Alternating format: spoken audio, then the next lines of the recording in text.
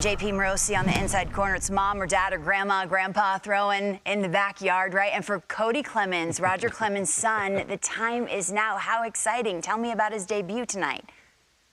Yes, it is, Lauren. His debut in the Motor City today for the Detroit Tigers just got called up in the last 24 hours. And some great storytelling here. Jason Beck has written about this at MLB.com. Kody was actually driving to join the Toledo Mud Hens on a road trip in Columbus. Got the call from Lloyd McClellan, says, hey, turn around, meet us at this Home Depot parking lot off of I-75. And that is where he got the news that you're actually heading further north to Detroit to make his debut for the Detroit Tigers. I love, Lauren, that he wears number 21 just like his dad. And Kody told reporters in Detroit yesterday that actually it's almost a benefit that he's doing something different from what his dad did as a pitcher. Sure. He doesn't have to worry about having that legacy and living up to it. He could just be himself while also honoring all that his father did in the major league. So again, wearing number 21, he really moves around the diamond. He's hit very well at Toledo this year. He can play first, second, third, the outfield.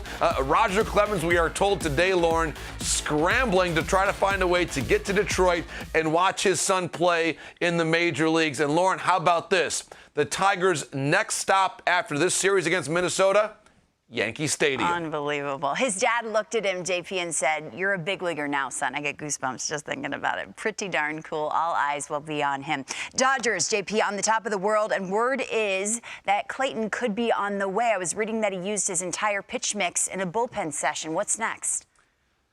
Very encouraging indeed, Lauren. And Doug Padilla wrote about this at MLB.com, that Kershaw's bullpen session was a success. All things went well, according to Dave Roberts. He could begin a minor league injury rehab assignment before the end of the week. So very encouraging news for the Dodgers, who already have, Lauren, the best rotation ERA in the major league. So you think about the steps forward that Tony Gonsolin and others have taken this year.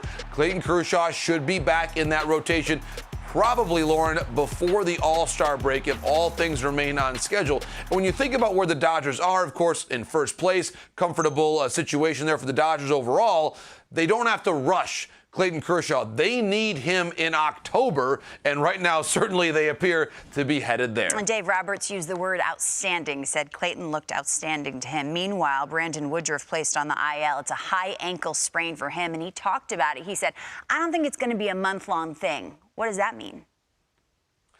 Well, Lauren, the timing is not good. The Brewers have acknowledged as much. Certainly, Freddie Peralta already on the IL with a shoulder issue, so now you're down two of your big three on the injured list. It sounds like Woodruff probably will only be gone for a couple weeks, and he'll be able to come back before the end of June, certainly the Brewers expect.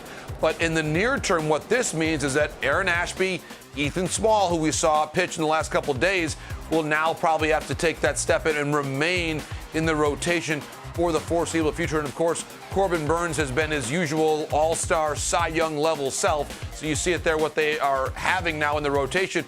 Lauer and Hauser, both very good depth options, certainly for the Brewers to say the very least. So I think overall, they're in a pretty good position in a very competitive race there against the Cardinals, as long as Woodruff, Lauren, finds a way to get back before the end of June. Get him right. He seems to be optimistic. I know you, JP, and I know you're ready to talk trade deadline. At a moment's notice, Luis Castillo gets the ball today, and he's always in the rumors. This year no different, yes?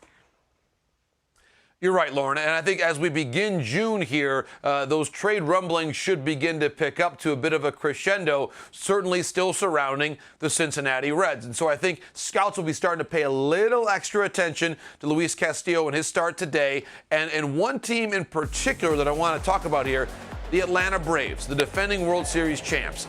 Charlie Morton hasn't had a typical Morton-like season. Some of their other pitchers, Huascar Ynoa, for example, haven't really come back in the way they expected. So we know this. Alex Anthopoulos will always make a deal, and I do wonder, when you think about the long term for the Braves, Castillo could help them both this year and next year. That's one of the many possibilities to keep an eye on here. I don't really expect the Mets to be an option there, Lauren. I think they're expecting their group to be able to come back and be healthy by midseason, but the Atlanta Braves in the same division, keep an eye on them and Luis Castillo. On trade deadline fast approaching, can you stand it? JP Morosi on the inside corner. Good Love stuff. It.